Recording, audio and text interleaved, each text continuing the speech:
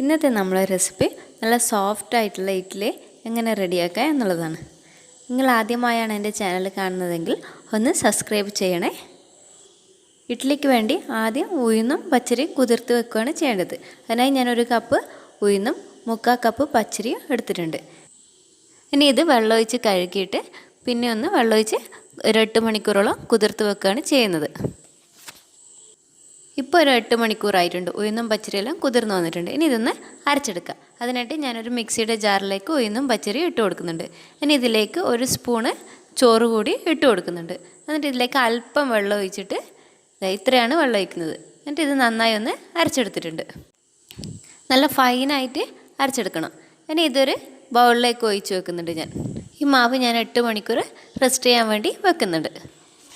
എങ്കിൽ ഈ മാവൊന്ന് പുളിച്ചിട്ട് പൊന്തി വരും. ഇപ്പോൾ ഒരു 8 മണിക്കൂറായിട്ടുണ്ട്. ഇനി ഇതിലേക്ക് ആവശ്യത്തിനുള്ള ഉപ്പ് ഇട്ട് കൊടുത്തിട്ട് നന്നായി ഒന്ന് മിക്സ് ചെയ്തെടുക്കാം. നന്നായി ഒന്ന് മിക്സ് ചെയ്ത് കഴിഞ്ഞാൽ നമുക്ക് ഇഡ്ഡലി ചുട്ടെടുക്കാം. ഇങ്ങനെ ചെയ്യുമ്പോൾ നല്ല സോഫ്റ്റ് ആയിട്ടുള്ള ഇഡ്ഡലിയാണ് നമുക്ക് ചുട്ടെടുക്കാൻ പറ്റുന്നത്. ഇനി ഇഡ്ഡലി ചുട്ടെടുക്കാൻ വേണ്ടിയിട്ട് ഞാൻ ഇഡ്ഡലി തട്ടെടുത്തിട്ടുണ്ട്. ഇനി ഇതിലേക്ക് ഒരു തുള്ളി ഓയിലാക്കി കൊടുത്തിട്ട് എല്ലാ ഭാഗത്തേക്കും സ്പ്രെഡാക്കി കൊടുക്കുന്നുണ്ട്.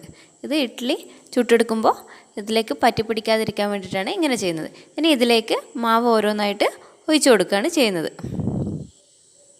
ഇനി ഒരു ഇഡ്ഡലി പാത്രത്തിൽ വെള്ളം വെച്ചിട്ട് ഞാൻ ചൂടാകാൻ വെച്ചിട്ടുണ്ട്. ഇനി ഈ വെള്ളം ഒന്ന് ചൂടായി വരുമ്പോൾ ഇതിലേക്ക് ഞാൻ ഇഡ്ഡലി തട്ട് ഇറക്കി വെച്ച് കൊടുക്കുകയാണ് ചെയ്യുന്നത്. എന്നിട്ട് ഇത് മൂടി വെച്ചിട്ട് ഒരു 10 മിനിറ്റ് വേവിച്ചെടുക്കാം.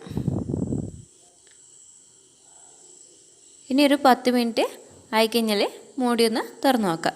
ഇപ്പോൾ ഒരു 10 മിനിറ്റ് ആയിട്ടുണ്ട്. ഇപ്പം നമ്മൾ ഇഡ്ഡലി ഒന്ന് റെഡി ആയിട്ടുണ്ടോ എന്ന് നോക്കാം.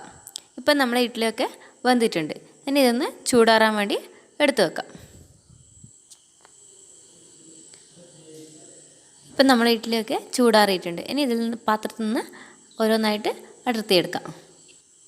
കാണുമ്പോൾ തന്നെ നല്ല സോഫ്റ്റ് ആയിട്ടുള്ള ഒരു ഇഡ്ഡലിയാണ് ഇത്. നിങ്ങളെല്ലാവരും ഒന്ന് ഈ രീതിയിലൊന്ന് ഇഡ്ഡലി റെഡിയാക്കി നോക്കണം. രാവിലെ തന്നെ വളരെ എളുപ്പത്തിൽ ഉണ്ടാക്കിയെടുക്കാൻ പറ്റുന്ന ഒരു ബ്രേക്ക്ഫാസ്റ്റ് കൂടിയാണ് ഇഡ്ഡലി.